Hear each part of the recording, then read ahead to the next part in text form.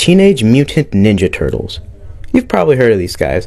They've been a staple in pop culture since 1987 when the original cartoon aired. The original cartoon, produced by Murakami Wolf Swenson and created by David Weiss and Patty Howarth, was originally a 5-part miniseries, but after the huge amount of success the miniseries got, it was renewed for a second season. With the increased success of Season 2, the show would continue getting renewed for 9 years, ending in 1996, running for a total of 10 seasons and 193 episodes. To state the cultural impact the show had would be an understatement, and would take a much better creator than myself to do so, but I want you guys to be aware of just how big this show was. If you were a kid in the 90s, you either knew someone who had TMNT toys, or you had them yourself. From 1988 to 1997, Playmates would create toys for both the cartoon series and the 3 live-action movies that started in 1990. The first TMNT movie would be one of the biggest pieces of TMNT media since the cartoon began.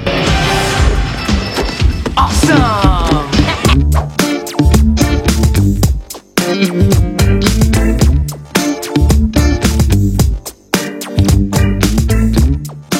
The 1990 TMNT film was a different beast than its cartoon predecessor. While certain elements were taken from the cartoon, like the multicolored bandanas, the turtles' love of pizza, and the characters' goofy nature, the film mostly took inspiration from the comics that Eastman and Laird created. Let's pause for a minute and discuss the creation of the TMNT. In 1983, two friends and illustrators, Kevin Eastman and Peter Laird, were living together in Dover, New Hampshire. One day, Eastman sketched a turtle standing upright and wearing a mask. The turtle is noticeably more realistic than how the character would later be depicted. The sketch would be revised a couple times until they looked less like real turtles and more humanoid. 3 more turtles were drawn, and in 1984, the pair founded their own indie comic book company named Mirage Studios, as a joke that their company was no more than just a mirage. Mirage Studios would release their first comic book shortly after, Teenage Mutant Ninja Turtles. Despite the inherent and purposeful silliness, Eastman and Laird wanted their Ninja Turtles comic to be dark, bloody, and not family-friendly. There was extreme violence, swearing, and even alcohol in the original comics, and these elements would prove to be a huge hit. Their first TMNT comic flew off the shelves, and it quickly became apparent that Eastman and Laird's silly idea of 4 anthropomorphic turtles who fought a ninja organization with the teachings of their giant rat sensei was going to be bigger than the two could have ever imagined.